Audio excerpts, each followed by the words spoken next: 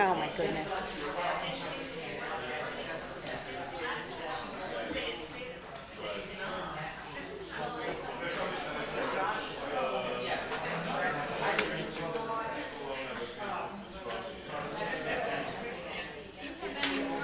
Of course.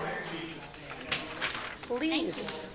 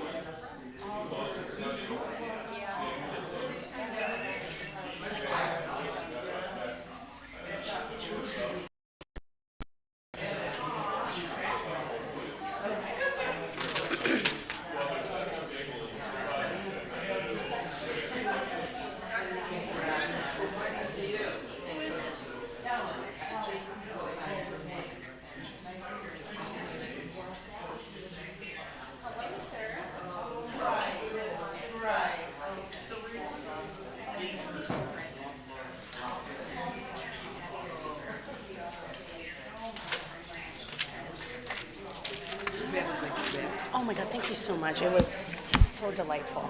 We got to see my parents. They met us there. And it was really good. It was good. We really, to just be together, forced into a house, was like my fantasy. I agree with you. I've lived with my parents, so I It's know so nice. it's the best. And the kids, it was They got great. to absorb that. Yes, which my parents needed and my kids needed. Yes. When I asked my daughter what was your favorite part of the trip, she was like, oh, Grandma and Grandpa. Like, visiting ancient ruins was just whatever. It doesn't matter. It just doesn't matter. Yeah, Sometimes Yeah. remember. exactly. And when somebody else asked her, she was like, oh, doing Play-Doh with my grandma. I was like, that's it. That's all I need.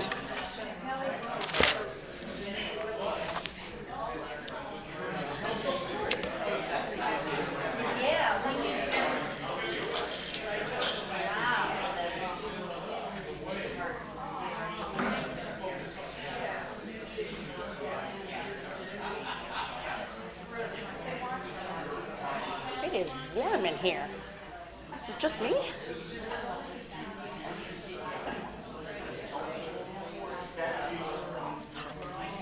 No? Okay, just me. Hi, friends. Boker tov. Good morning. Shabbat shalom. Good morning. Can you hear me well? Yes? Okay, got it. So I have to be a circus wrangler? Got it. Got it. A whistle. Oh. It's like I'm on the shook.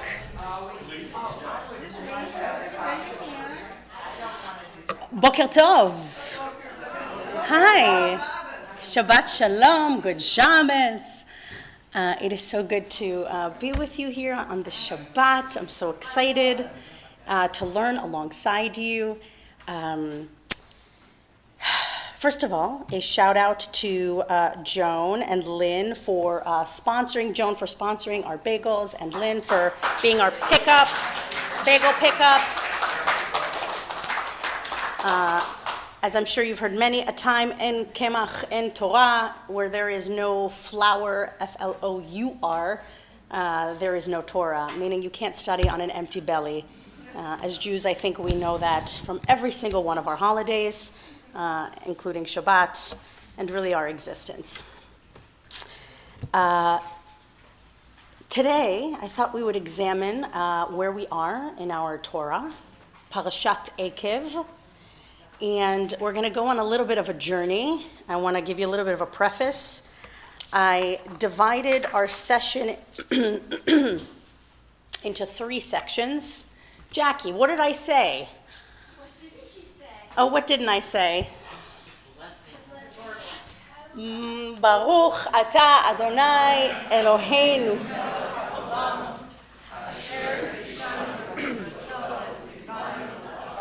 B'divrei Torah.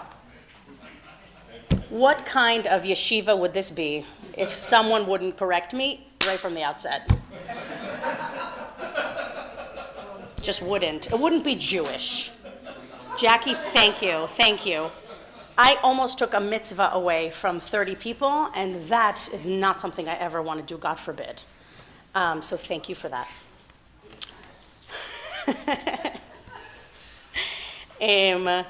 That's very funny. We could talk about why that's linked to the Torah portion, but that's that we can talk about that at the end.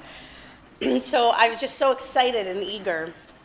So I divided our learning together into 3 sections, but with a set induction at the beginning, which is kind of set aside, but I think it's really important. Hi, Desmond.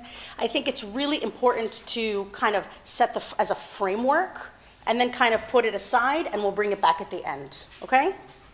I've intellectualized it a lot. I wasn't trying to do that, but I did want to create clarity at the outset.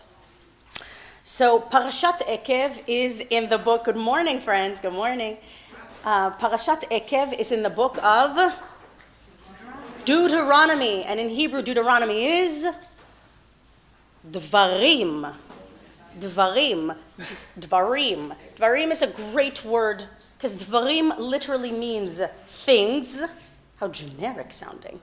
But Torah is never generic. So what is actually, how do we understand the word Dvarim? We understand it as the way we speak, as the way we act, as the way we behave.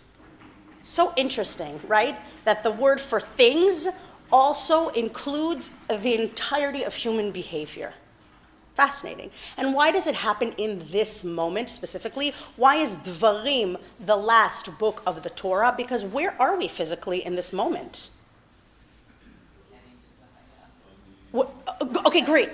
So on the calendar, we're headed into the Yamim Hanoraim, our days of awe, right? Our high holy days. Amazing. Yes, absolutely. Where are we physically, geographically in this moment? Moab.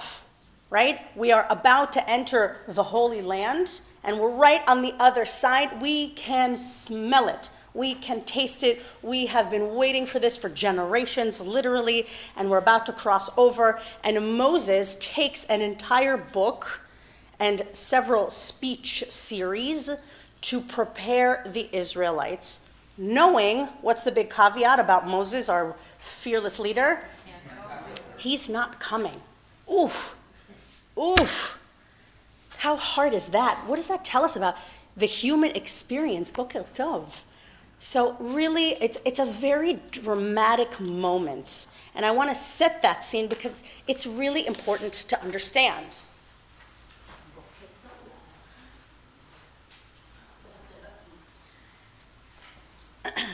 So that's where we are. And then we have this parasha, Ekev, which is one of Moses' speech. It's a second in his series. And we're going to read the opening line, and then we're going to talk about the word Ekev. Okay? Yofi. So, the very first text, והיה עקב תשמעון את משפטים האלה ומסורתם ועשיתם אותם ושמר אדוני אלוהיך לך את הברית ואת החסד אשר נשבע לאבותיך. Anybody want to read the English? Nice and loudly with gusto. Yes, thank you. And if you do obey these rules and observe them carefully, the eternal your God will maintain faithfully for you the covenant made on oath with your fathers. Beautiful. What does that mean? Marcy? It's restating that the deal, the agreement that the Jewish people made with God and that God made with the Jewish people. Yeah, that was great. She said, it's restating the deal. That's great. I love that. Yes, our covenant, right? Exactly. And there is, I want to point out, as it appears, and we'll debate whether this is true or not, there is a kind of if-then circumstance. Yes? What's the if? You follow the rules. Rain. Okay? Because at the end of the day, what do we need? We need rain. And so that's exactly what this verse is telling us. Okay?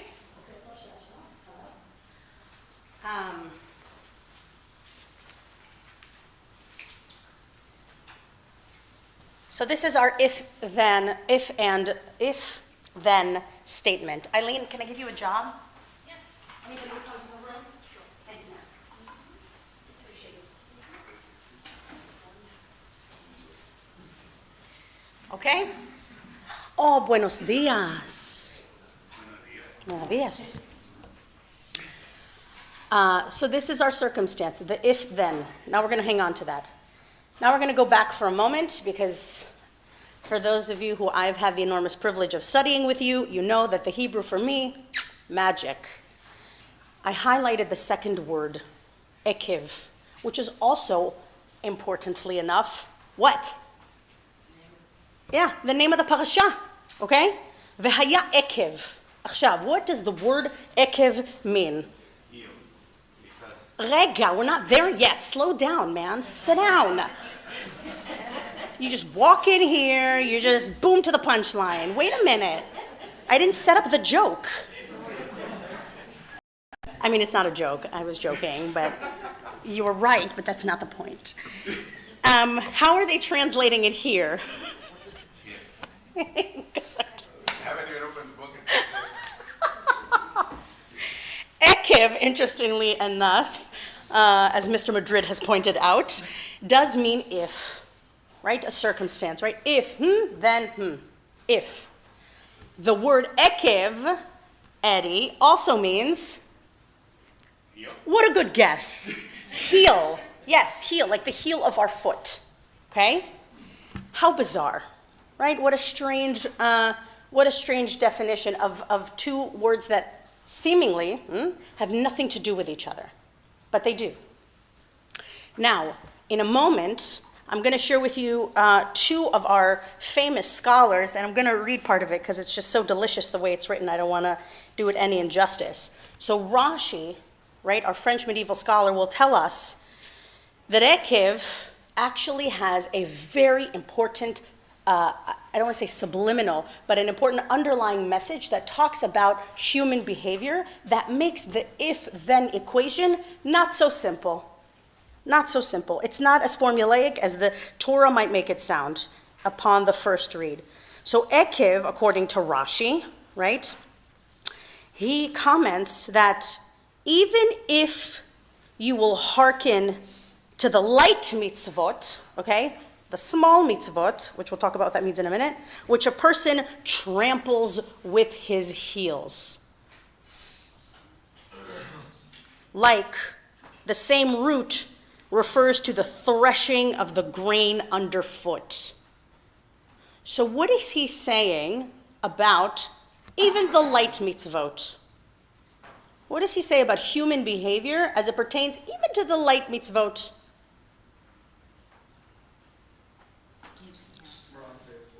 You can't not do them. You can't push them aside.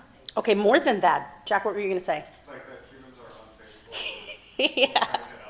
Yeah. He's saying our human behavior, even the smallest mitzvot, we trample under our heel and we say, no, thank you. We are, not only do we avoid, which is one thing, but we actually push away actively. Ooh, that's a really big accusation that Rashi is making.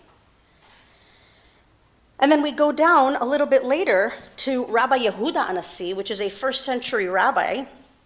And in Pirkei Avot, the opening verses of the Mishnah, He says, be careful with the light commandment or with the weighty commandment. And that's subjective terminology in and of itself. But he's making the argument, be very careful, because you don't know the ranking of the mitzvot. What does that mean? Okay, you don't know what's more or less important. What does that mean for us? Let's just take this to our everyday lives for a moment. What does that mean? Jackie. It can be very subjective. Okay. So what I would consider a mitzvah out of my heart, you may consider a mitzvah, okay, it's good. Okay. So I might consider something very weighty. You might say, I've done better. Anything you do might be a mitzvah. Anything you do might be a mitzvah. Okay, we don't know. Okay. Lynn, please. I don't think we should know the ranking. They Okay. should not be ranked. Okay. Why? Because we should not subjectively begin saying which is better than the other. They are all important. Okay. Yehuda Hanassi's premise is you're playing a game and you don't know all of the rules. That's really hard for us to wrap our mind around in a world where we have 2-hour delivery and we control everything, or so we think. Yehuda Hanassi is saying you should perform the mitzvot without trying to figure out where it falls on the equation. And by the way, Rashi has his beautiful 13-pronged ladder of mitzvot, right, where he kind of talks about the way we should perform mitzvot in terms of our intentionality. The bottom level, he says, giving reluctantly and wanting credit for it. And the top level is giving with love and having no credit, right? I'm oversimplifying, and then he creates a ladder of kind of in between. So there's something about mitzvot that has a level of complexity right at the outset of the opening verse. And that is, you can't measure it. You don't know. What an incredible lesson in humility. You don't know. And also, it is human behavior to kind of push mitzvot away. This is what Rashi's saying.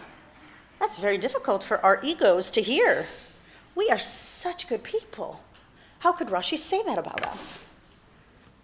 But there's some truth to it, right? Human behavior is complicated, and Rashi names it from the outset. Questions, comments?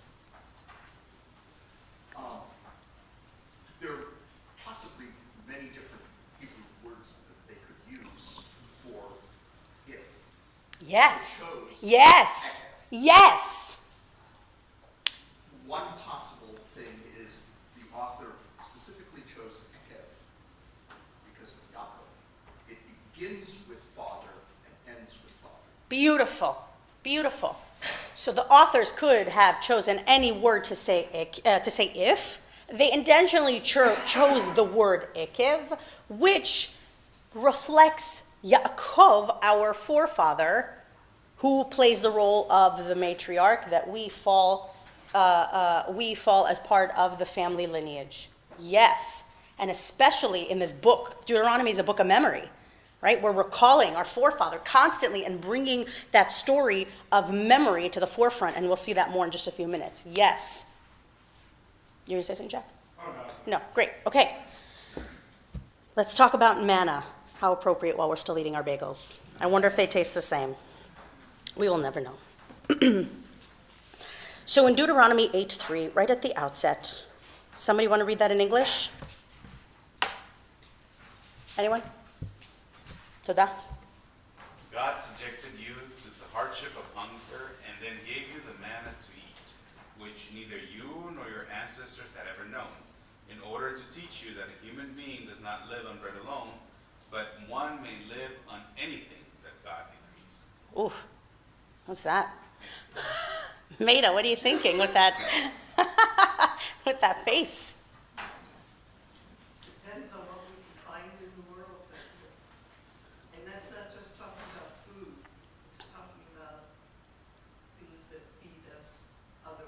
Okay, that is a very Kabbalistic approach. You're right, yes, right? Manna is not just bread to eat, but it is also how we are fulfilled and nourished spiritually, emotionally, mentally. Absolutely. Good. What does this verse tell us about our relationship to God in this verse? Cares about us. Yeah, we got manna in unexpected ways. First he makes us hungry. Okay, why do we have to be hungry first?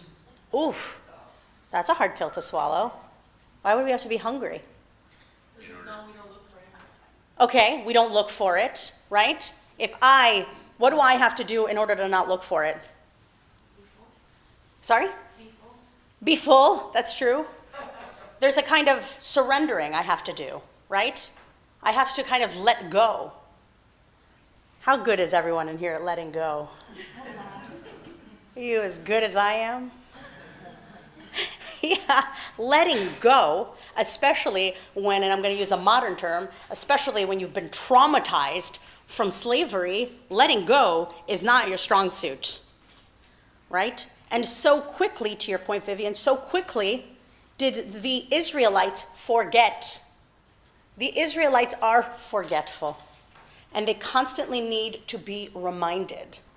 They need reminders.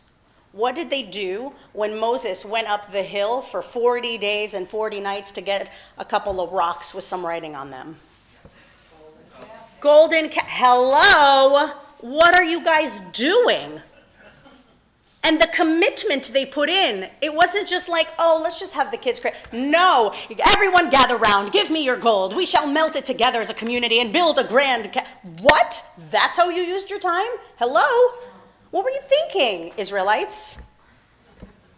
So, we're flawed. We're flawed. I think we can all agree that we're flawed. This is the Jewish condition. This is the human condition. This is the human condition. Right? And this passage is at the outset saying, you have forgotten. And so I want to remind you where we are. Again, Moses is talking to the Israelites and says, you're about to go into the Holy Land. Do not forget. Do not forget. You have amnesia? Don't. Set reminders for yourself. Whether it's the small habits that you do that are not fruitful for yourself or for the community, or whether they are habits that inflict the entire community. Do you think There. that from experience with the Israelites, Moses knows that they're going to fail in some ways, or falter? Do I think that Moses is speaking from experience? Yeah. No and doubt. He's telling them not to not follow God, but you think he knows that they're going to err along the way? No doubt. From his own mistake, starting with his own transgressions, which is why he can't go into the Holy Land. He gets left out because of mistakes he made that might have seemed, so what? He hit a rock. What's the big deal? He broke trust. It's hard. That's a very hard pill for us to swallow when we read these passages because they don't equate for us, right? In the way that our human condition is set up. What's the big deal? He hit a rock, so what? Big what? So yeah, I think he's speaking from personal experience, and I think he's speaking as the liaison to the Israelites. Because he knows. They complain constantly. And he's constantly saying to them, Chevre, guys, we've done this before. We've literally had this conversation last week. God will provide. Just wait. Just wait it out. And they can't. It's very difficult. They have to choose. And that's very hard, both on an individual level and on a collective. That's what makes Torah so real. So real. Oh, I can talk about this for 9 hours, but I know you guys want to have dinner at home. Steve, please. It says that they were hungry. One can speculate that this is the antidote to slavery, where food was provided to them as long as they worked. Yeah. With manna, they had to collect it. It says they ground it into flour and made cakes out of it. They had to become more of a partner. They had to do Yes, they So, did. hunger is a condition that helped them transition from slavery into people. Absolutely. Absolutely. And when you read certain passages in the Torah, whenever they do talk about manna, especially when they talk about mayim, what's mayim? Water. Yeah, water. Whenever they talk about water, that's when the Israelites are at their lowest and they get replenished and nourished. Every time you see water in Torah, and manna as well, but especially water, it's a transitional moment for the people. It's fascinating. It's fascinating. Their emotional state affects their physical reality. Fascinating. Could you talk a little bit more about the letting go part? Letting go. Yeah. So, in the end, in the beginning, right, in the middle, everywhere, bless you, livriut. Livriut. God wants to establish a covenant which is based on trust with every person and the Israelites. And I'm not talking about other faiths right now, although the same is true as well, but I'm just focusing on our narrative for just a minute. And in order to do that, we have to not have amnesia or become haughty in thinking that we control everything. Now also, I don't want to bury the lead here, but I'll just say one sentence, okay? But also, we know that we have free choice. So we're balancing that all the time, and that is a part of surrendering. Understanding that you control X, but also there's some laid out path for you and your people. I'll give you a modern example. I had someone call me recently and say, this thing happened. I'm really upset about it. Very, very upset. And I said, okay, thank you for sharing that with me. I want you to know you don't know the full story. There's more to the story that you don't know.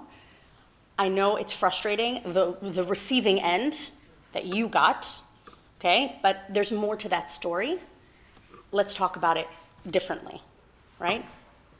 A trite example, you're in the car, the person in front of you isn't going at the green light, you honk on, right?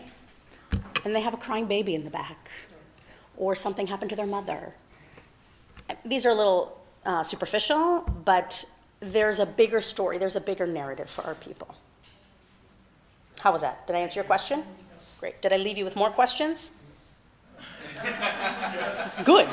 I want to leave you with more questions. I don't want you to be comfortable in any way. Okay. I will go home. Shabbat shalom, everyone. Okay, let's read 8:17-18. Can somebody read the English? Please, thank you. Oh, great, please. The idea of hunger. God also has hunger for people to respond to him, for the community to respond to him, and if he gets that, he can reciprocate. Amen. Yeah, this really is a covenant. It's not, sometimes it feels like God is, but it really is a relationship, because there is free will, there is free choice. Yes, yeah, I think God wants that from us at once. That's the human word, I can't speak on behalf of God, God forbid I even try. Yeah. I'm stopping myself because I don't want to insert my own theology, but yes to your point. 17:18, please. Marcy, thank you so much. And you say to yourselves, my own power and the might of my own hand have won this wealth for me. Remember that it is the eternal your God who gives you the power to get wealth, in fulfillment of the covenant made on oath with your fathers, as is still the case. And I love that phrase. Tell me more. As is still the case. As is still the case. Yeah, and actually, the word that's used here, again, the Hebrew, ve'amarta belevavchem, and you said in your heart, okay? So you didn't even have to say this out loud. You experienced it in yourself. Ve'amarta belevavcha, you said in your heart, kochi ve'etzem yadi, my strength and the power of my hands, this is so poetic, asa li et hachayil hazeh. Chayil. Oh, what a good word. Chayil, first of all, has the word, what do we see right away? Chay, life. Chayil means strength. It means power. It means army. It means soldier. It means strength. This is a very, and then on Shabbat we sing in more traditional settings, Eshet Chayil. A woman of, we translate it as a valor, but we should translate it as woman who's an army of strength, of power. That's the song we sing on Shabbat in our tradition. So this word chayil both has life, implying sustenance, which is not just manna here in the physical form, but in the emotional, spiritual, and mental form. And we're told here, hold on, you might think you earned this all by yourself, and that's so nice for you, but that's not what happened here. God is your partner, forget not. Do not forget. We have amnesia, right? It's fascinating. So that makes me feel what? What does that make me feel? How does this make you feel? It can go two ways. Okay, what are the two ways? Like I'm a tiny little ant, I'm nothing. but he really loves me, that he's always going to take care of me. God loves me and will always take care of me. Humble. What are the two notes that we're always supposed to have in our pockets? Vivian, tell us. I am but dust and ashes, and the world was created for me. I am but dust and ashes and the world was created for me. Huh? Well, which one is it? Yes. Yes. Yes. So this section here about manna, and there are many more verses, there were too many to pull from, has this tension. And I want to take us back to Ekev, right? Human behavior. We're stubborn folk. What do we say on the high holy days? I love this. They're so, okay, right? We awaken our souls, awaken our hearts, yes? Kashe oref. I love when the cantors sing Kashe oref, because 99% of the time, the composers of the melody will make Kashe oref a very dramatic melody in that moment. Listen to it, Kashe oref, if you can remember, stiff-necked. We're stiff-necked people, which is the best part of us too, right? Yes. Right? That's the part of us that's always chayil, chay. This is the part of us that survives always and refuses to just survive. We also thrive because we are kshe oref. I will not allow the bare minimum. Our people will not allow the bare minimum. That's not what we do. We are 15 million people. We are such a small people. In Ve'et Hanan, last week, our Torah portion, Ve'et Hanan, it talks about how God says, listen, heads up, you're tiny, the people in the Holy Land, huge, 7 of them, enormous armies. As a matter of fact, those armies are called the Anakim, which in Hebrew means the giants, right? Physically, mentally, emotionally, army, all of it. And you're going to go into the land. Good luck. Oh my gosh. Don't forget to write. Yes. So we are tiny, but we also have this drive. This is what makes us us. It's brilliant. It's brilliant. The tension is so the human existence. We are not this and this. We are this all the time. You know, in Christian theology, Pastor? they always say that it's thanks to the stiff-neckedness of the Jewish people that we actually have the Bible. Amen. It's true. Thanks to in Christian theology, Eddie shared that it is thanks to the stiff-neckedness of the Jewish people that we have the Bible. No question. No question. Every holiday tells us that too. Just in case we forget, we are forgetful folk. They tried to eat it. Let's eat. Let's eat. Okay, yeah, Steve, please. Just a footnote, but this section that we're reading is the origin of Birkat Hamazon. It is. It is. It is the origin of Birkat Hamazon. How appropriate. Isn't that brilliant? Oh, so brilliant. Birkat Hamazon, the prayers that we recite after we eat. Point out as a lens that I hope you carry forever. Whenever you read anything about, and I said this earlier, but I want to really bring it to light. Whenever you read about food or water in Torah, always read around. It's never about bagel and schmear.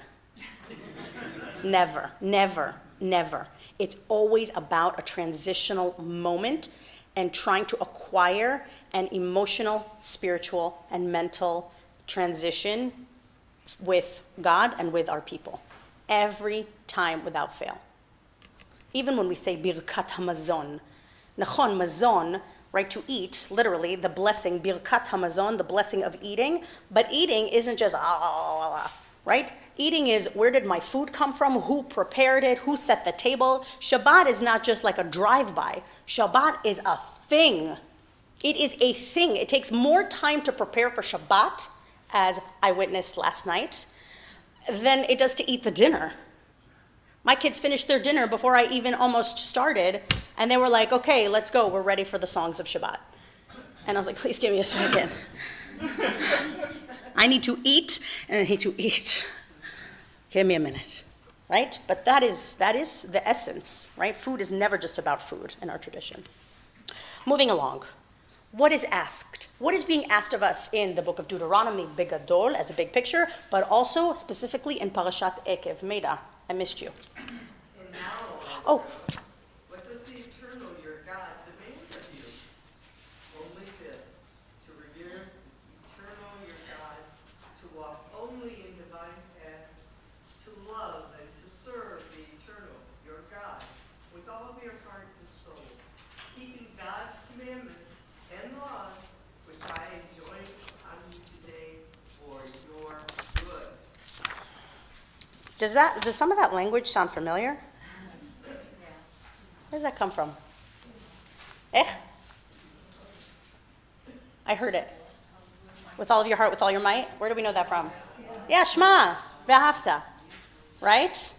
Okay. So, now we're being asked to do something, right?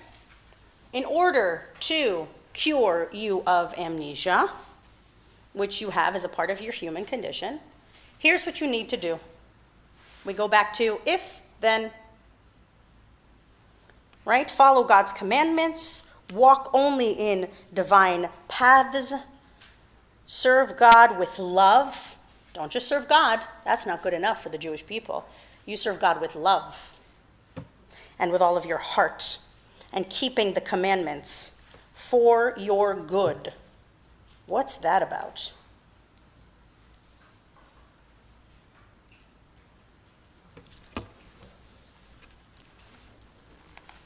For your good. Why? I don't want to do it. Maybe it's like to provide guardrails for people so that they don't stray too far and get into trouble. Okay, guardrails for people, for human beings, for us. Yeah. What else? Yes. To keep us united. Holy, united. Yes, yes to all of those things, right? The baseline here is trust. I have to trust that Eddie isn't going to walk into a room and kill me because he doesn't like me. And and Eddie has to trust the same of me. But not just for each other, so we don't kill each other, God forbid, but because we are enjoined for a greater call. There's an understanding. In modernity, we call this, I don't know, government, democracy, There's many words that modernity has created to say this, what Torah has been telling us for thousands of years, right? So there is, and I talked about this at services a few months ago, when we think about covenant, there's vertical and horizontal. Vertical, and horizontal. Sometimes I get my, right? Do this at the same time? Okay. It's the Jewish dance.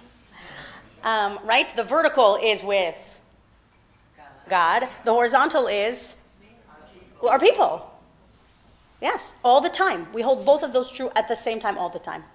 I thought the covenant was also to spread the word. No, No? not for Jews. We don't spread the word. No. Nope. If you want to be part of the word, the dvarim, you have to come to us. We do not at all ever. So the covenant is just with our own people. That's it. It's with our own people, and I want to be clear, it's not against other societies. I want to be very clear about that. But yes, it's with our own people. Yes. So is God, Why what? is Give me a second. I'm with you. No, Ellen, please. there anything that says God, why he chose this people? There are many etymology stories. One of them talks about the fact that God offered Torah to other peoples, and they said no, and the Israelites said yes. There's other stories that talk about the fact that there's this kind of eternal connection, eternal bond. There's lots of midrashim, stories that help us understand Torah, that, say that God created a world, it was a flop, so God destroyed it, tried again, destroyed, tried again. The angels were involved in guiding God. I think our rabbis struggle with that question too. Why are we here? I mean, that's the ultimate question, right? Why are each one of us here? Good question. But the covenant is between our people, Am Israel, the people of Israel, peoplehood, and God. And neither one of those is, both of those are equally important, because you don't live alone in a world, right? That's why you need a minyan to pray. You need a quorum. It's why we put such an emphasis on community. It's why you have a shiva, right? You don't mourn alone. Jews don't mourn alone. It's why you come to temple and you say Kaddish, so we can hold you. And you pray and you remember your loved one, and we hold you as you do that. It's actually brilliant psychologically. It's so ahead of its time. Somebody I saw, and then you had a question. Please. So, what is the point of free will if everybody has to follow the word of God? Because you cannot. You cannot. You can choose to do whatever you want. Okay. The number one star example is Mr. Pharaoh himself, who not only did not follow the word of our God, who was mightier than his gods, but he had the opportunity on several occasions, damaging his own people at the cost of proving that he was right. And then our God complicated things even more, because every time Pharaoh said no, instead of God softening Pharaoh's heart and saying, come on, man, let them go. You don't need them. I'll get you another flock of people. The opposite happens. God hardens Pharaoh's heart to be even more ruthless. And you ask yourself this question, wait a minute, God, aren't you on our side? What are you doing? And the answer is, God wanted Pharaoh to choose to let the Israelites go. And the most worst thing on earth happened to him. His son died at the cost of keeping these slaves. And so finally, in his moment of mourning, he said, go. But then 3 minutes later said, get him. This, Pharaoh's a bad guy, to be clear, but this is the human condition. How many times do we need a slap in the face to knock us out of something? Right? For fun, I'm a health coach. And I hear so many times people talk to me, and they talk to me about food.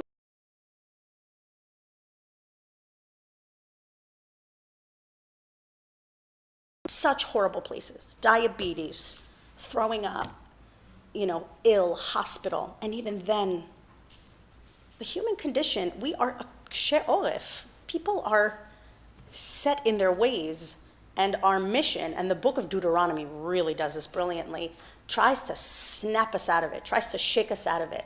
And it says, don't fall for the pitfalls. And it is so brilliantly placed right before the Chagim on our Jewish calendar, right? Where we have this reflective period of the month of Elul, and then we go into the High Holy Days, and then right after the High Holy Days, we go into this period of joy, Sukkot, Simchat Torah, right? Okay, you did your work, Mazel Tov, here's your reward.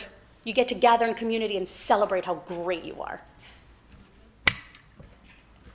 That was the longest answer to your question. Oh my God, I'm so sorry. Want to go for another hour? I'm just kidding. He's like, I'm never asking a question again. Okay, great. Where are we? 10, great. Deuteronomy, let's flip the page. 16, 19. Can somebody read those together, please? They're short. Lynn, you want to go for it? Thank you. Cut away, therefore, the thickening about your hearts, and stiffen your necks. Next one. And you shall love the stranger, for you are strangers in the land. Okay. So, the Hebrew is so great. V'maltem et ar'alat levavchem. Ar'alat is the foreskin, levavchem of your heart. Oh, you are circumcising your heart. Why? Shelo tikshu od, that you will be stiff-necked no more. Why are we doing that? What an image, by the way. Am I right? Oh boy. Such brilliant poetry. It really is. It's stunning. It reminds me of entering into the covenant. It reminds me of Entering into the covenant. entering into the covenant. Tell me why. Because that's what circumcision is. Okay, good. No. The other way around. Right. So entering into the covenant, as Jack points out correctly, is, right, the cutting of the foreskin. And then as adults, we have to do another cutting of the foreskin, but not, Baruch Hashem, anywhere else on our bodies, except the metaphorical of our hearts. Why? What does this actually mean? What does this imagery mean to cut the foreskin of our hearts? To make it sensitive. To make it sensitive. What were you going to say, Maida? I was going to say something very similar.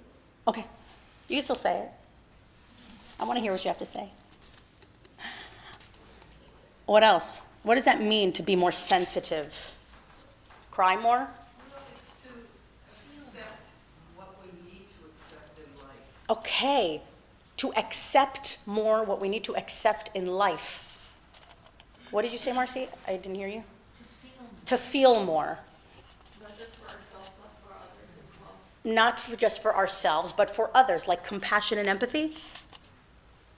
And when we have empathy, that connects to the next sentence, that we can identify with the other person because we were slaves in Egypt as well. Oh, when we remove that stiffness, we can also connect with our other, with our neighbor. All of this reminds me of the importance of being humble so that you can be open to other people. And it reminds me of what Micah said, to do justice, love mercy, and love. Yes, Micah 6:8. That's why we gave our kid that name, Micha. Yeah. What it doesn't say is cut your heart. It says cut the stiffness, the thickening. In today's world, very often, we have this misunderstanding that we have to mute ourselves in order to give space for the other. This is not what that passage is saying. Quite the opposite. You cannot show up in a compassionate and empathetic way if you are cutting away from yourself. So very often we think we have to lower ourselves in order to show up for the other. This is anti-Jewish. This is anti-Jewish. We have to show up as our whole selves, or who we are, and remove the obstacles that make it difficult to connect. But that doesn't mean taking away from ourselves. That's a really important distinction. Emmy. I read this portion like 20 years, and I always say, oh yes, I have to help the people who come to my country. But when we move in here, I understand this. Because it's really hard to leave your people, to leave your country, and came to a country with 2 bags and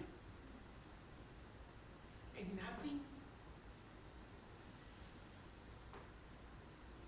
It's really hard. Until you leave, you understand this one. So I've been in like 20 years. It's really hard. And the people didn't know. It's really hard to speak 2 languages. Thanks for sharing that, Emmy. You're right. It is really hard. But for us,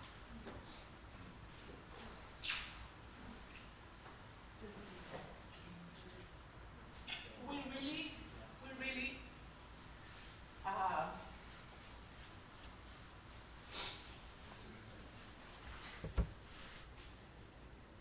hemos vivido este versículo We have lived this verse donde dice que Él va a cuidar del extranjero. where it says that he will take care of the stranger.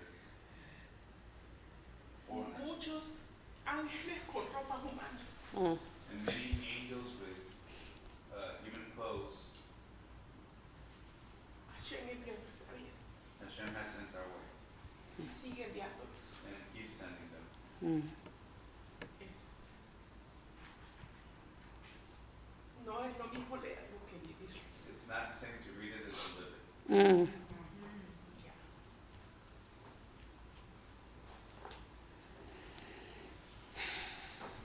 I think you're touching on something that's, to our conversation a minute ago, there's a way to read this literally, which I think you've read very, very literally, and you've experienced very, very literally.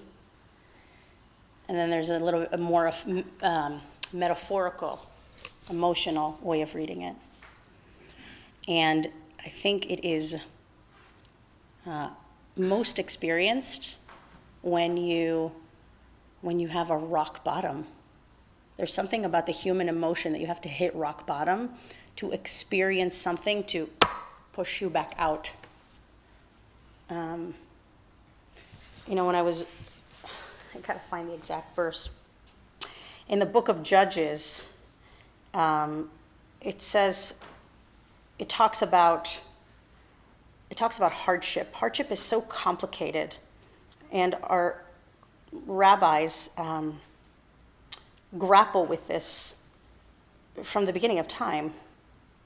And in Judges 3:2, I want to get the verse right, it says, רק למען דעת דורות בני ישראל ללמד מלחמה, רק אשר לפנם לא ידעום.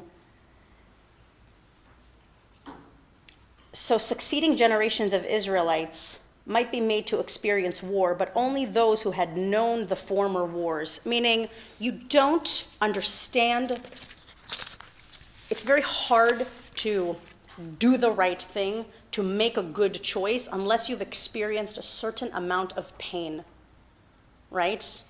And Rabbi Jonathan Sachs, he writes about this Torah portion, Ekev, and he says, it is the people that have the most means and the most, and have had kind of the least amount of hardship, that it's hard for them to connect with doing good deeds because they haven't experienced hardship. There's something about hardship that, recalibrates our actions. Because we had, to your point, you have to have that memory, right? You have to be slaves in Egypt, whether that's overeating, whether that's abuse, whether that's mental illness, whether that's coming to a new country with nothing. Literally, you are an Israelite. You really are. Might not have taken you 40 years, so good job. But you are an Israelite, my friend. That's real. Thanks for sharing that. That's very real. This is very real. Yeah. So, I view hardship as a gift. Yes. Say more. Don't end the sentence there.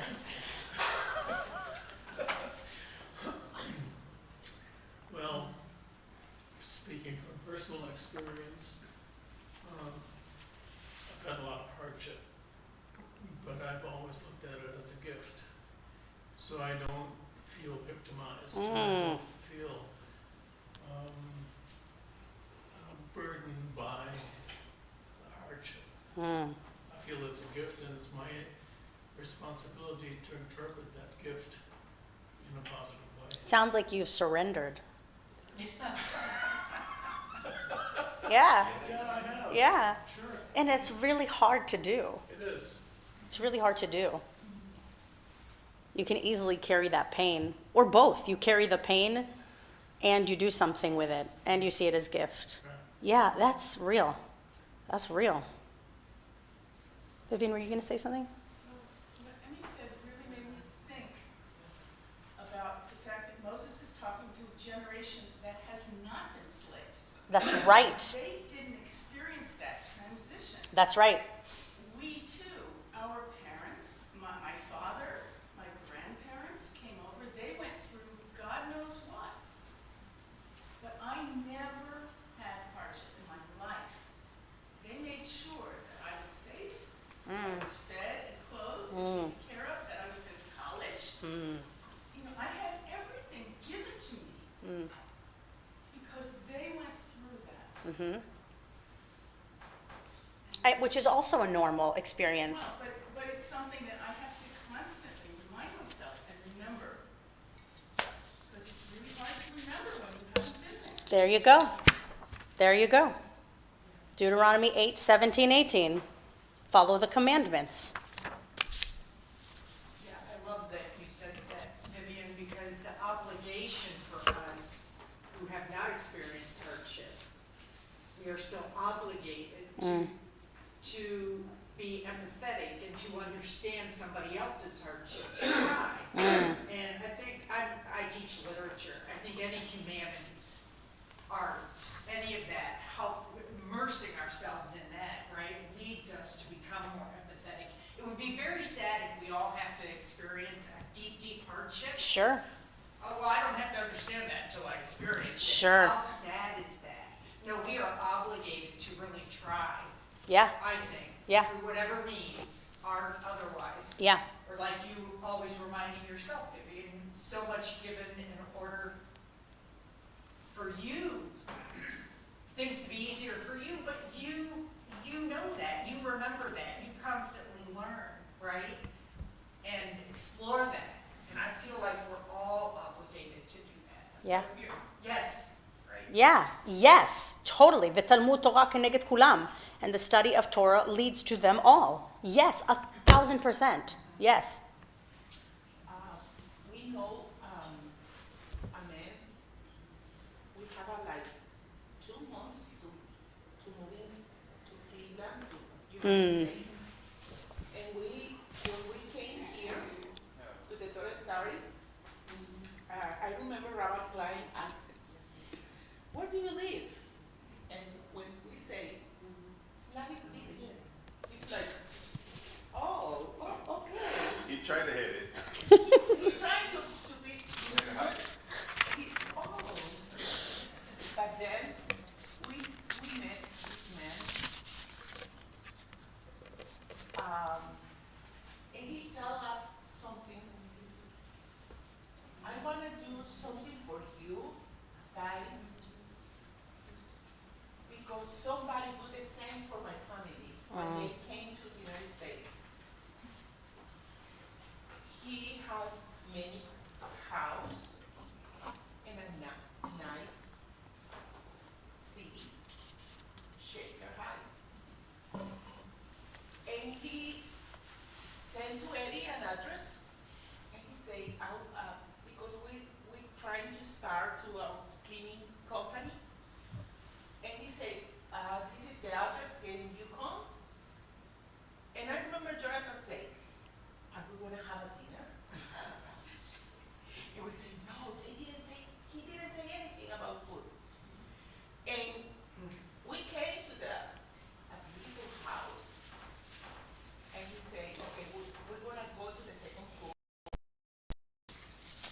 we came to the second floor. It was a nice place. When I see the kitchen, I say, oh my God, it's a beautiful place. But I didn't say anything. And he talking, he wanna know about us. And then he say, Eddie, when did you move? And he was like, we can't. I can't pay for this place. Who say you have to pay? And we was like, what? And we was there and the four of us start crying. He said, please, you need to leave a beautiful place. And we lived in this apartment for 1 year, no pay rent. No utilities. No, for 6 months. I remember. And then when we tried to Jonathan go to the school, and I remember to tell Rabbi Klein, because somebody told me he can go to a Christian school, and I was like, I remember I told Rabbi Klein over there and say, I don't want that. I don't want that. And he can go to Shaker and finish the school in Shaker Heights. And now we are very grateful because we can move, because it's a small place. It's a beautiful place. Just 2 bedroom, 1 bathroom. Yeah, that's the problem. So, why I tell you that? Because when you say, my parents come here, somebody help your parents. Now you can help someone. You can do it. We do. Yeah, you do. I know. So it's, you can be God's hands. And you don't know if you change somebody's life. You don't know. You don't know. You don't know. Sometimes you do. And sometimes you do. Sometimes God gives you the gift of finding out. Isn't that nice? Yeah, that's nice. Thanks, Emmy. That's a really good, I think, reminder.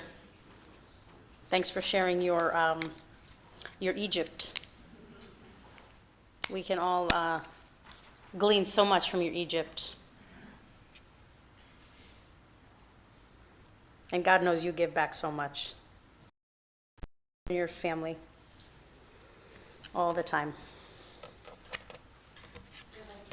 Please, Jackie. Talk about softening the heart. Mm. What happens when somebody has so much hardship and they can't get past it? They can show empathy, give out. But is there always something deep down that puts them on guard?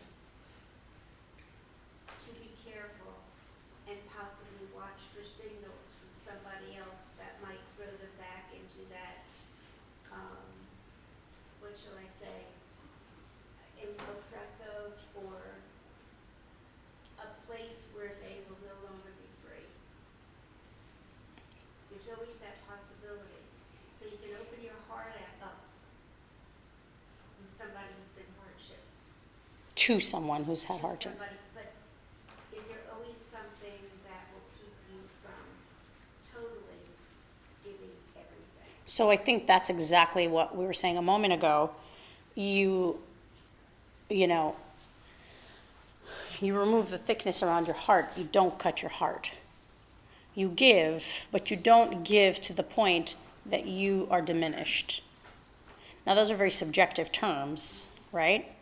But I think that's part of that's living life, is figuring out where those, Judaism is especially among our younger generation, their desire to do good is so amplified, especially those who grew up with a lot of privilege. But sometimes it comes at the cost of completely effacing themselves, erasing themselves in the process. And that is not what the commandment calls for. The commandment the opposite says, soften, give. And there's so many passages about this in Talmud, by the way, I want to be clear, that says you don't erase yourself. You never erase yourself, which means you give to the point of comfort, maybe a little discomfort, right? But you maintain your household, right? Which is not just like financial. You have to show up for your household in a meaningful way. You have to show up with good heart, good intention. You have to be present. And if there's something that's taking you away from that, you have to check that out. Finding that balance, right? That's what Torah is all about, is finding the balance. It's very hard. It's so hard, and it's intentionally hard. This is the calling. This is the purpose. Did I answer your question? Yes. Okay. I was just, listening to softening my heart and opening. But is there always that hardening that's still there, that people are afraid of going back to that place? There is a lot of hardening. Yes. There's a lot of hardening, and in our society today, especially, right? We constantly are on alert, and we're constantly, we could talk about modernity a lot, how we're constantly in fight or flight or flee or freeze constantly, which is really not good for our nervous system, because things happen too fast for our mind and our body and our spirit to process, and because things move too quickly. We're not used to that. And two, everything is like on camera, everything is registered, so you're constantly on am I doing the right thing? It's very stressful.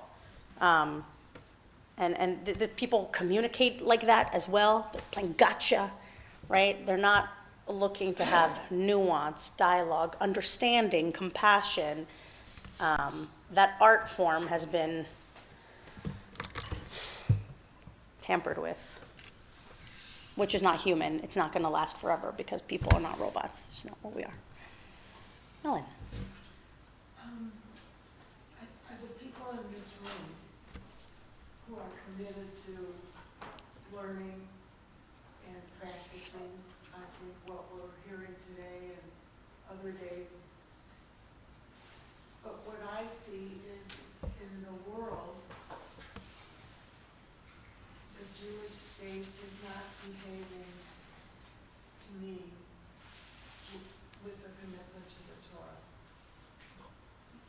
And that's really hard to accept. When you say the Jewish state, are you talking about the government? Yes. Okay. So I think it's really important that you say that, because the Jewish state is a lot of things.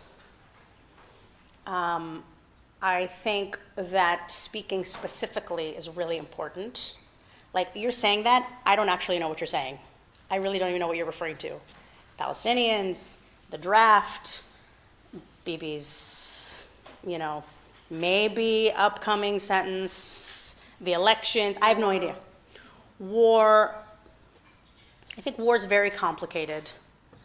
And I think it's very easy for us as Americans to be pacifists because we're the strongest country in the world, kind of nobody messes with us in some capacity.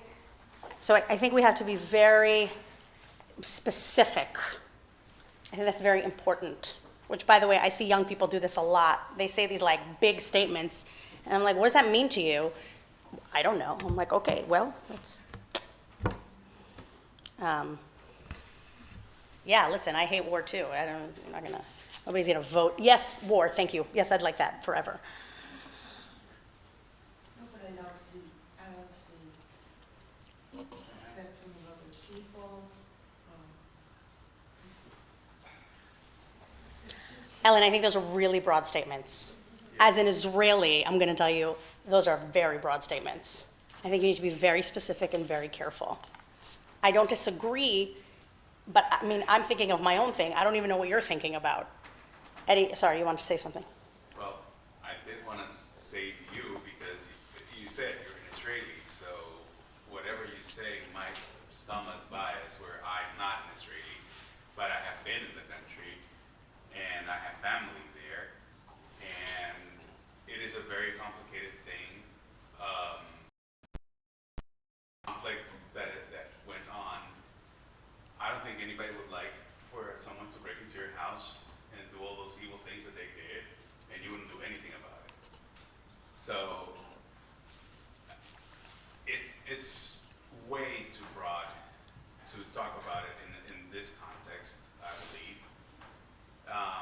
But I was in Israel, and one day we were visiting Jerusalem, and we wanted to visit some places, and my family said we can't go there because those places are where the Arabs are at, and we have been advised not to go there. I was very stubborn, and I said I'm taking my family there because I want them to see the tourist places. So we went on a bus. Did you hear that? We went on a bus, and we took the wrong bus. Yeah. And we ended up in the middle of the Arab territory, which is inside Jerusalem, mind you, not even the Palestinian. We did not visit Palestine, per se.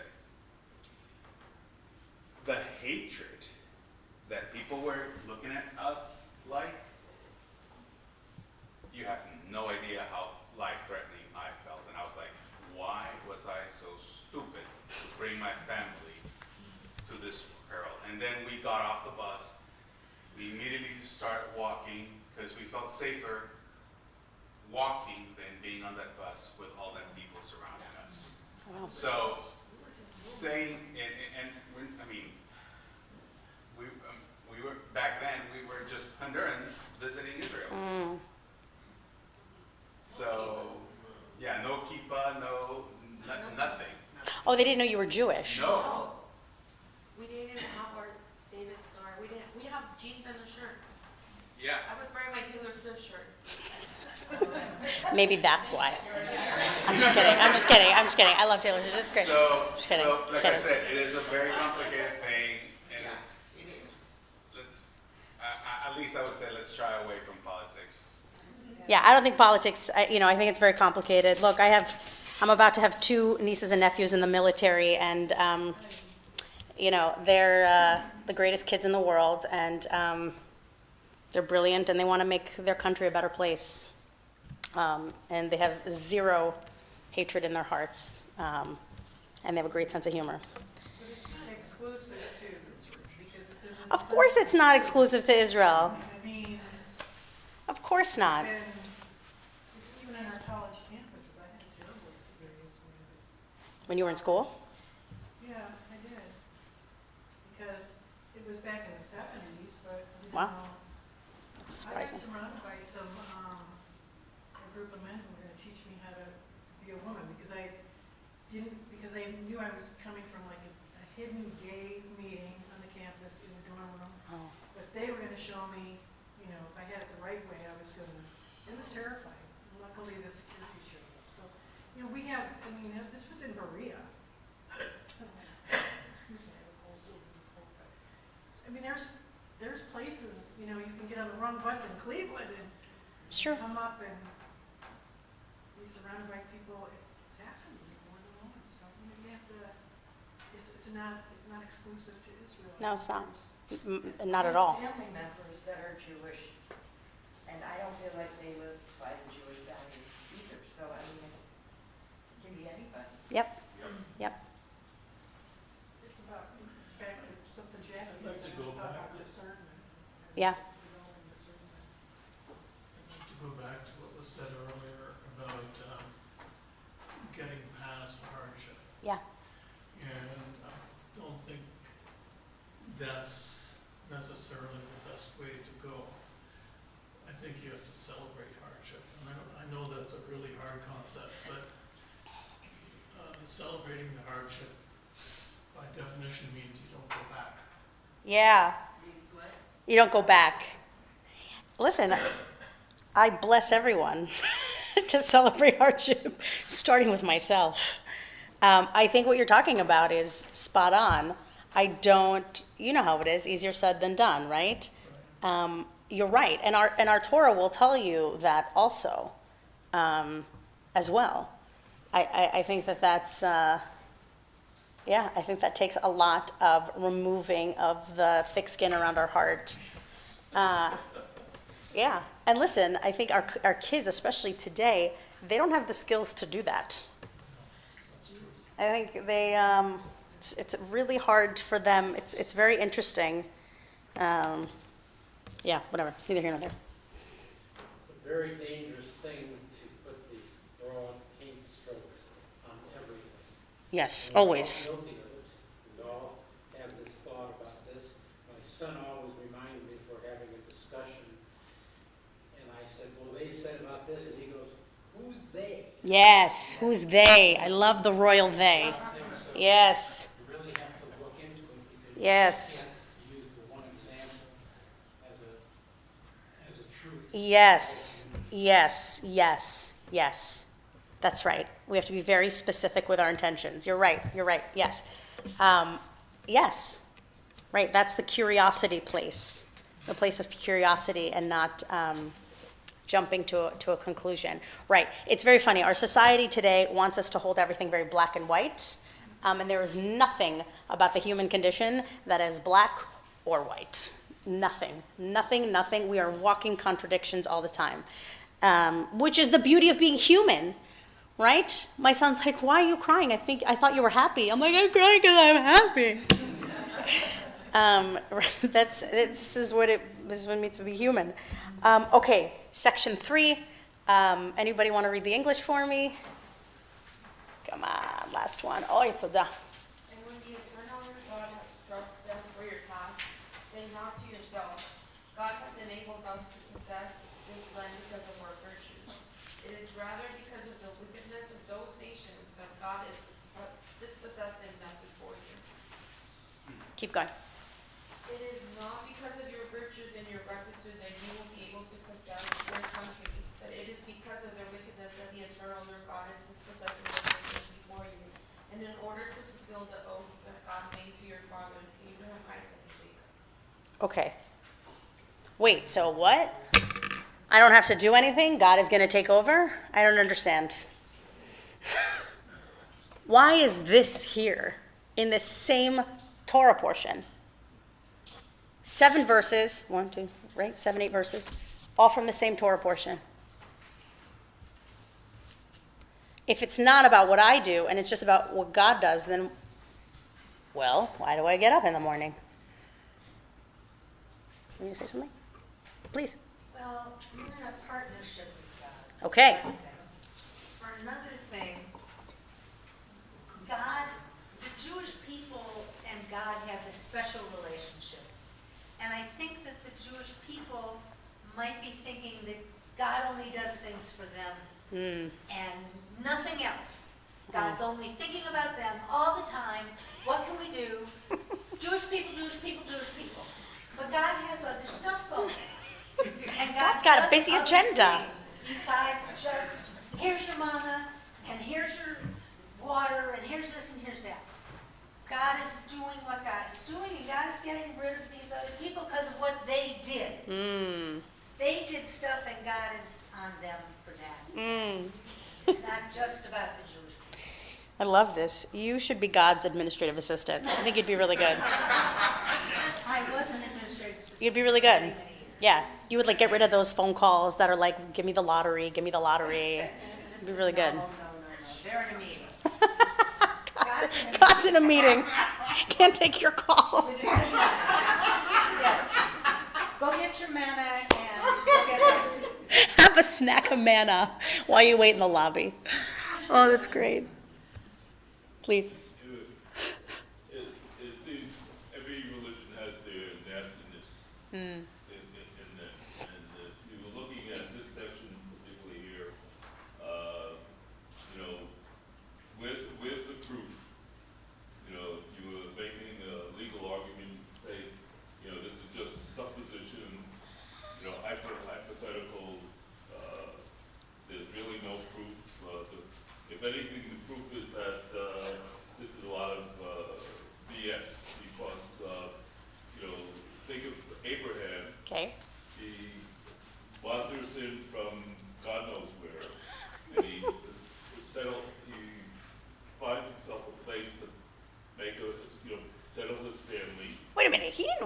wander. There's a whole Torah portion where he's told, Lech Lecha. Right, well, he wanders into a place, you know, Okay. he doesn't know, he's never been there before, That's true. you know, so he wanders into this place, he, you know, he establishes his family. Nowhere in the book of Genesis does it say that,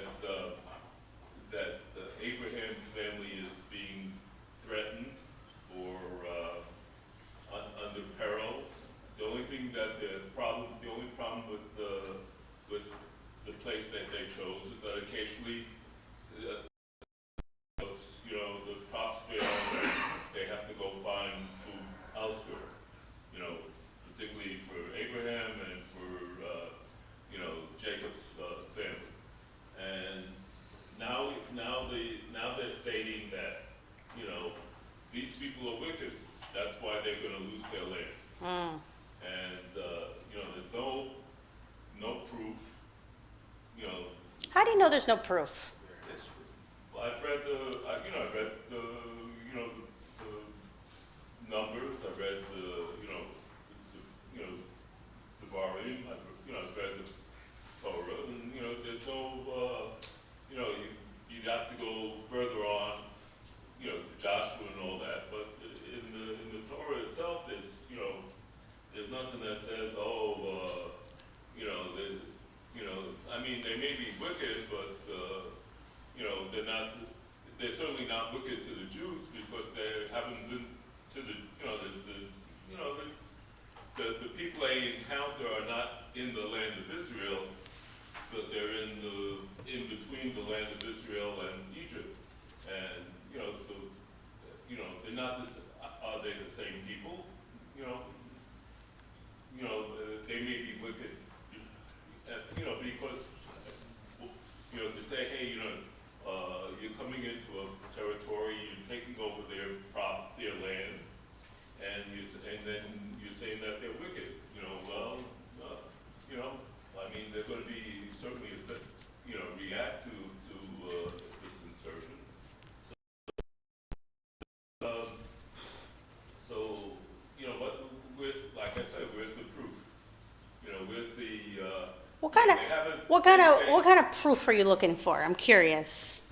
You know, I'm looking for, you know, I don't know, you know, what, you know. You gotta know. We're here and they're there.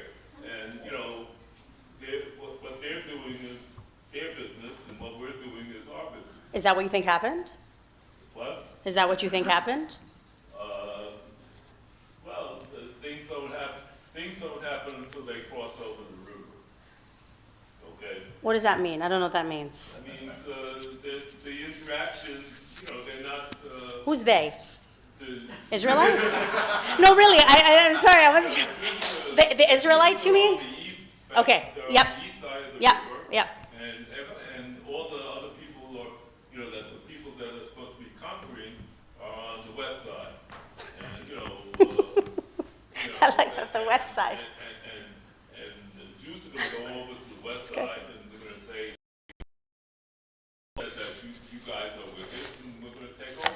Okay. And they're going to say, well, you know, our God says we're okay. You know, I mean, we're happy doing what we do. You know, it's not. Okay. I want to pause for a minute.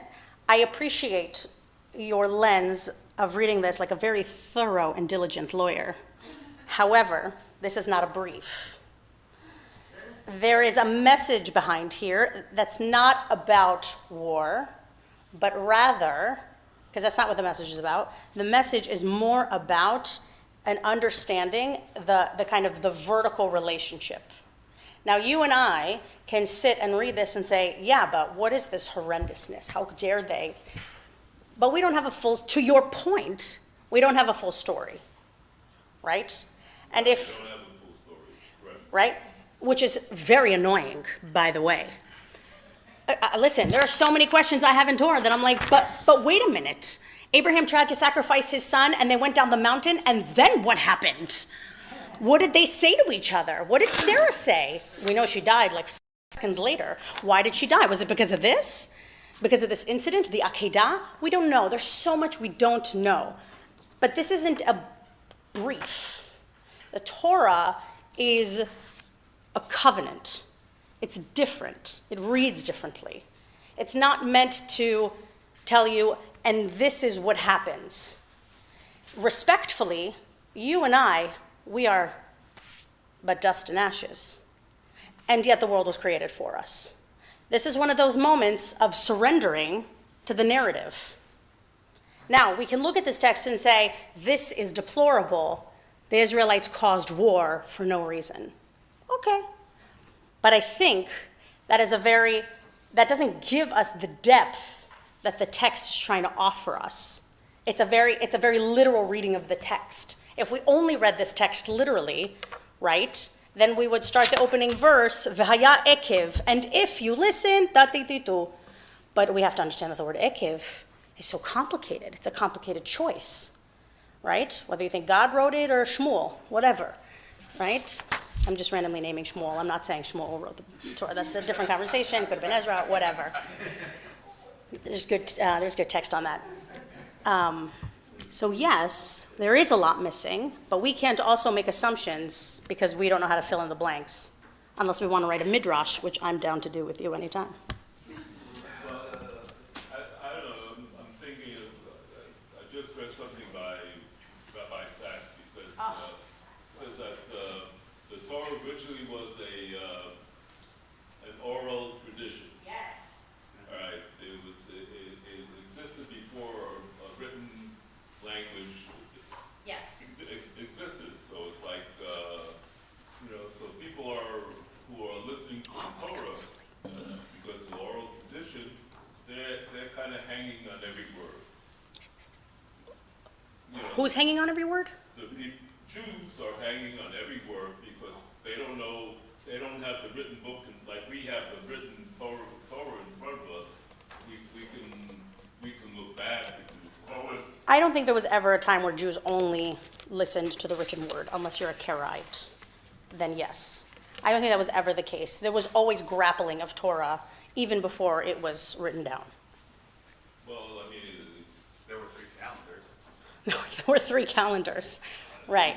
Well, I mean, that's what Rabbi Sachs says. It was, originally oral tradition. Yes, there was an oral tradition, absolutely, and with time, it was written down. When you hear words, you're not always sure what the meaning is. Like word akev. We talk about the heel. There's lots of words that yeah. So there's like. Ekev we know the meaning of. There are words we don't know the meaning of, but ekev is one that we know the meaning of. Right. It's intentionally complex. Right. There's other words that we may not know. We have to Yes. listen on. Yes. We have to listen to more of the story Yes. to figure out what they're Yes. talking about. Yes. Which is another interesting in itself, for other reasons.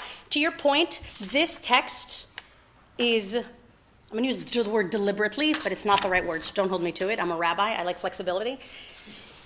This text is deliberately, the Torah in general, not just these, is deliberately complex. It deliberately has holes. Because without the holes, you and I wouldn't be talking right now. There's no room for interpretation, and then you get you're in or you're out. And we're not a people of you're in or you're out. We're a people of you're in, now let's fight. And we call that word fight machloket. And we call it machloket b'shem shamayim, debate for the sake of the heavens. We're not even arguing because I want to win, although I so want to win. I'm just kidding, I'm kidding. But there's the argument because iron sharpens iron for the sake of the argument itself. So yes. We're a religion. We are more than a religion. Oh, we are so much more than a religion. Oh, we are a tribe. Judaism predates the word religion. So much so that when we were trying to call ourselves something, right, there wasn't a word. And the biggest mistake was in the 1950s when we started calling ourselves a religion after the Holocaust. That's a new phenomenon. Judaism as a religion. We've always been a people, an Am, since the beginning of time. We started calling ourselves a religion in the 1950s after the Holocaust. So that way, we wouldn't be desecrated because we were desecrated as a race. So we started saying, no, we're not a race, we're a religion. One of the biggest mistakes we made, because we're not. We predate that word. As a matter of fact, the word dat in Hebrew didn't even exist in any of our texts. We had to make it up. Yeah. It's more complicated than that. Not. Well, it certainly is complicated. I think the Torah is interpreted, we always have discussion with the Torah because we are changing. Times are changing. And why are look at the people studying Torah. Why are they studying the same thing over and over again, okay? They're studying the same thing over again because times change, our thinking changes, and they're trying to come up with a solution. I don't know if they ever will. I don't know that they're trying to come up with a solution. That's why they're studying Torah. That's why they're studying Torah. I mean, we do the same thing all the time, right? So I want to, The Torah's not changing. I realize I'm so over time, so please forgive me. I'm so sorry. I really like to respect people's time, so please forgive me. I was so in the machloket myself that I lost track of time. I think I'll name it for funsies, but I think I've made my point, right? There is a tension, right, in this parasha specifically, although in all of our parshiot, right, there is a tension in this parasha of Ekev that starts with naming our deficit, if you will, our kshe oref, our stubbornness. Human beings are stubborn. Jews in particular, we've turned it into an art form. I say that with pride as a gift, which I really do, bemet, really, I do. And as a result, following commandments has this tension, right? On the one hand, we're told God's in control of it all, so just surrender.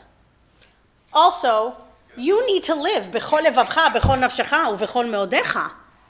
Right? By the way, this comes from the second paragraph of the Shema, which the Reform movement omitted in our Reform Siddur intentionally, because at the time they didn't like the concept of the if and then. It was too theologically, it was too like, if I give to the poor, I will be a millionaire, right? It was too calculated. What did you say? Too transactional, thank you, that's exactly the word, right? It was too transactional, too calculated, so they took it out. I actually think they did us a disservice because it's a really important part of our liturgy.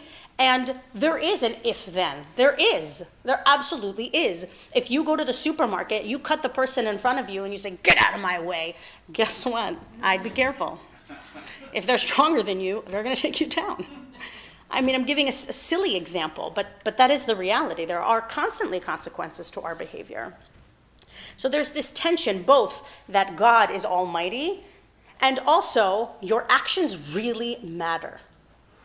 And to all point, and as we kind of saw in the room, it isn't resolved. It is intentionally not resolved. And we are put on this earth to find our purpose with that tension all the time. Larry, was it you who said the guardrails, I think, before, right? We're constantly walking, trying to find the right and the wrong, and kind of like in bowling, you just, boop, you either run, oh, nope, I went too far. On this side, oh, I went too far. And constantly walking in this wave. And that's what it means to be human, to try to find that lucky strike. Thanks, Vivian, I appreciate that. Shabbat shalom.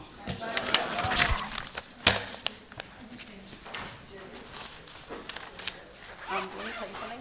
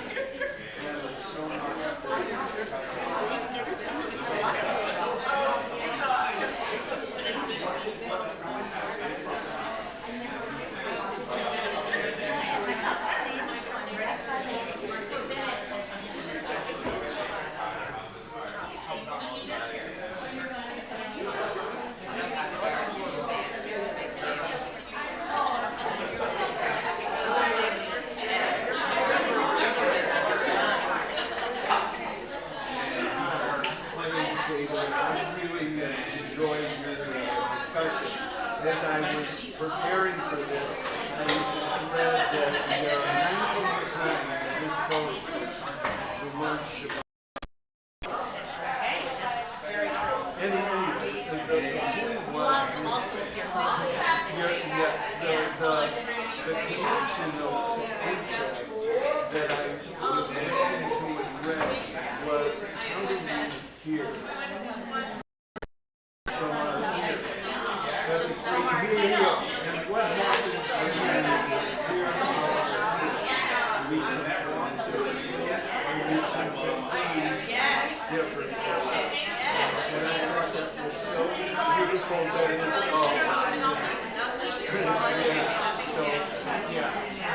all these little nuances are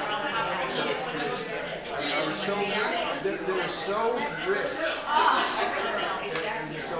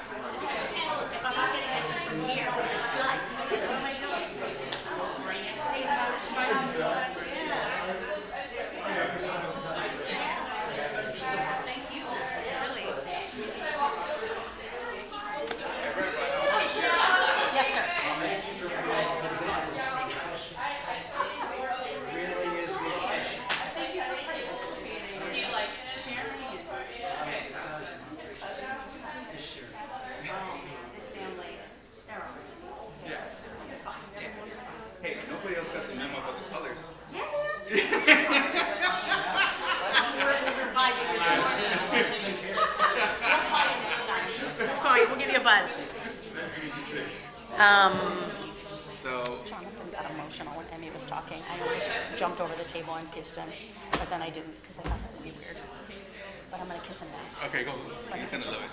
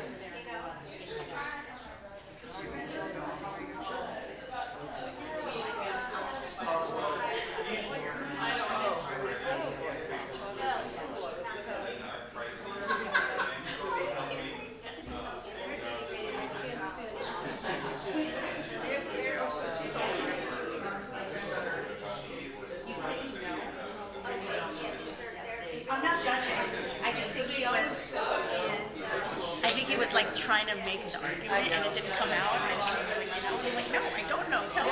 And I really didn't know. It was funny. That was funny. It was a very emotional thing. Good.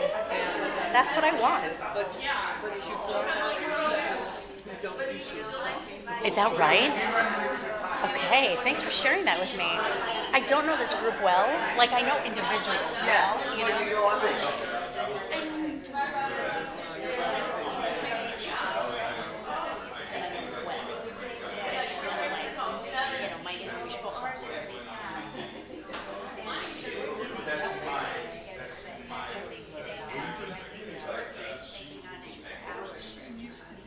I guess it's just me trying to see the positive.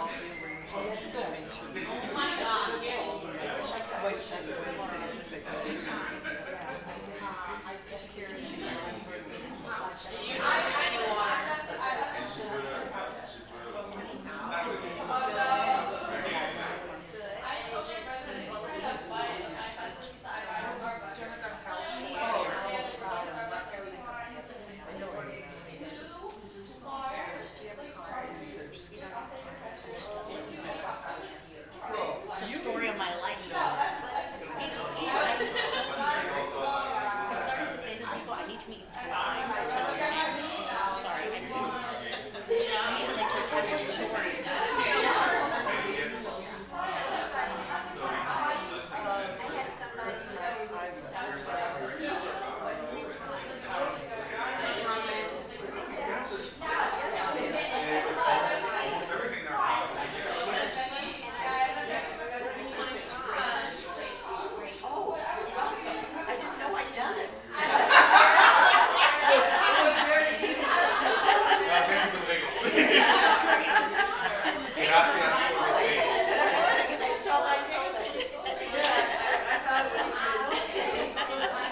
Well, you signed up for it, and so much time in advance.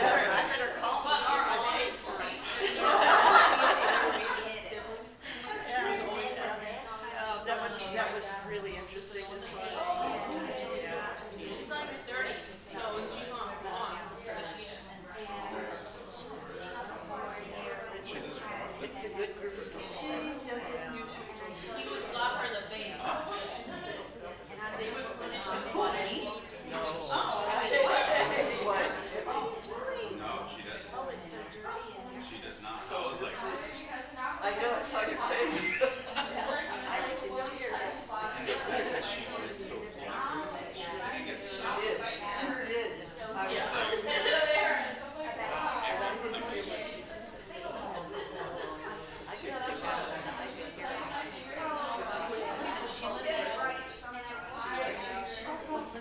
we don't buy it. But there's so wonderful. You can't hear this.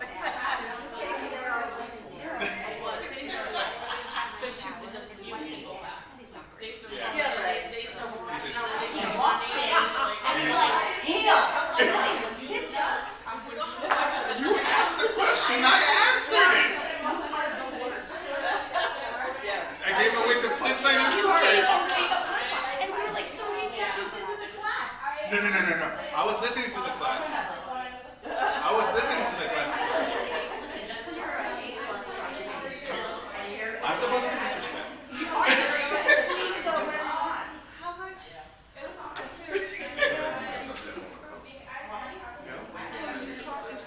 Girl, me too. I have no story to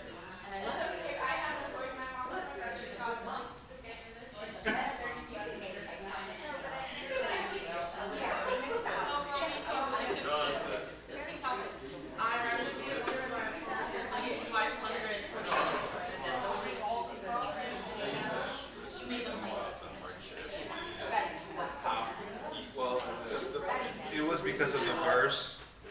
It says, no, it's on this side. It says something about loving a stranger. Yeah. Okay, so that's, yes, you should love a stranger. So she said, something like, what,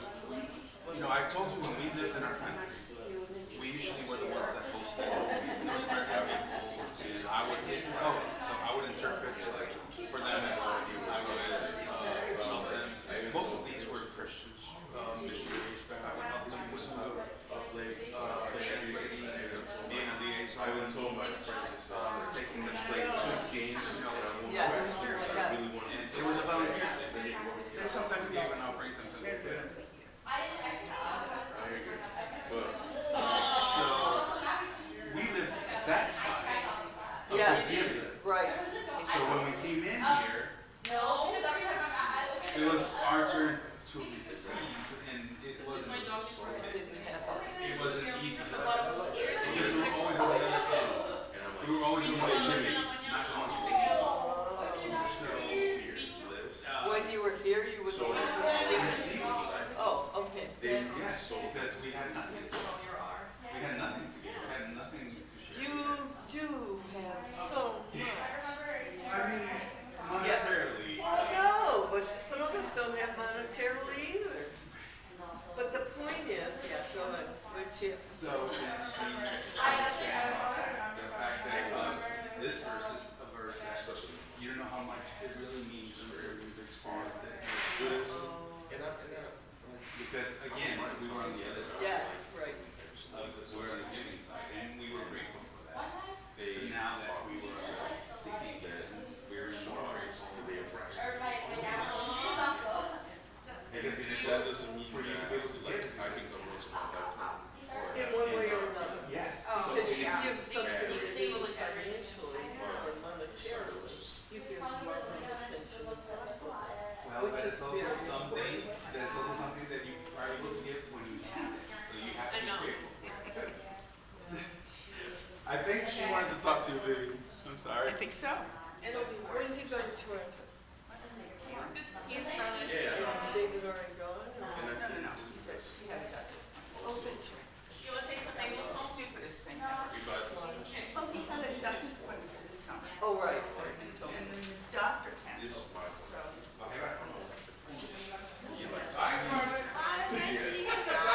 Like, I can't talk to you too bad. He was like, gotcha. You're horrible. I'm horrible. And I'm like, I was trying to tell her that.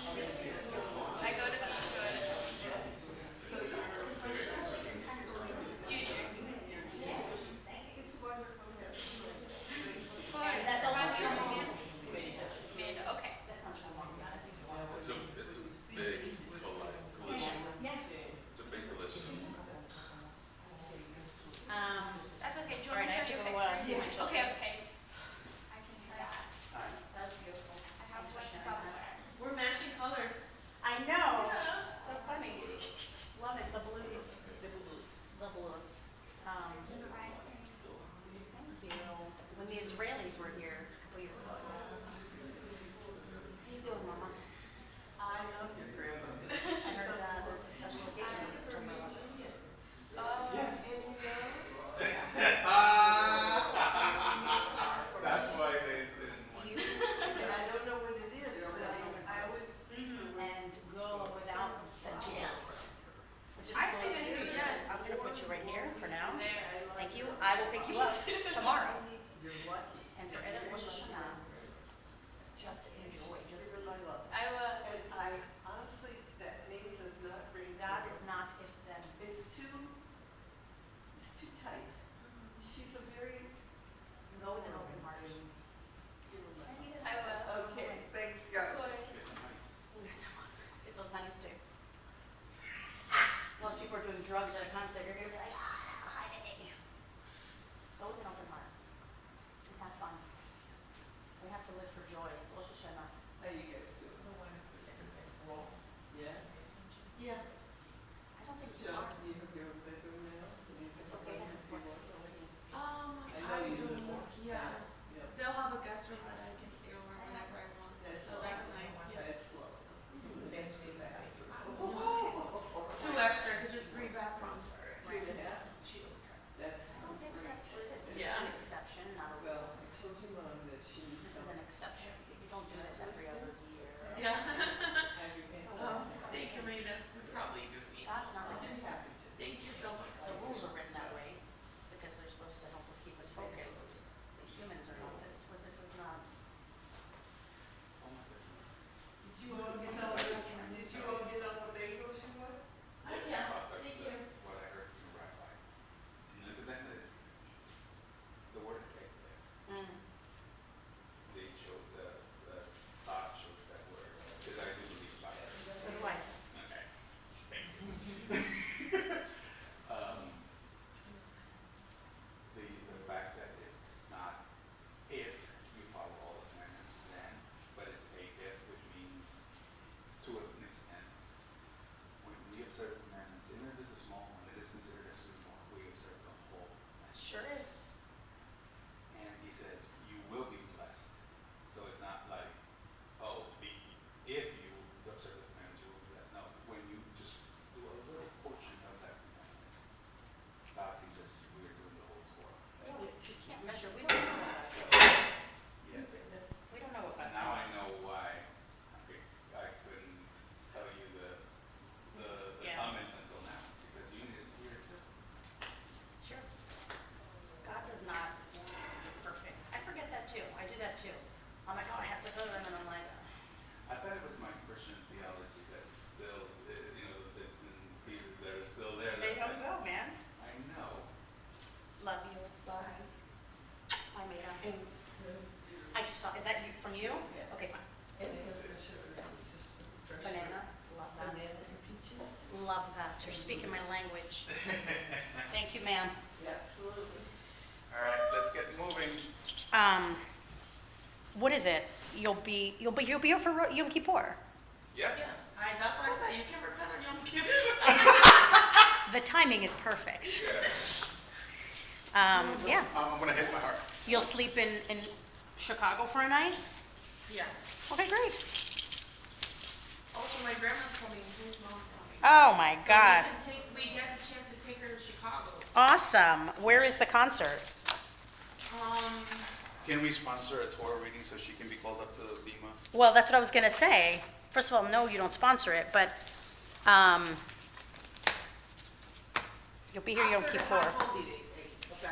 Yeah, after the high holidays, we'll discuss that. She's already like, Wait, hold on. Yom Kippur, you're here. yes. Okay. We'll figure something out. You'll do something on Yom Kippur. Like you'll have an aliyah on Yom Kippur. We'll figure it out. I don't know what it'll be. We'll figure out an honor. Let me talk to, I have to look at my services.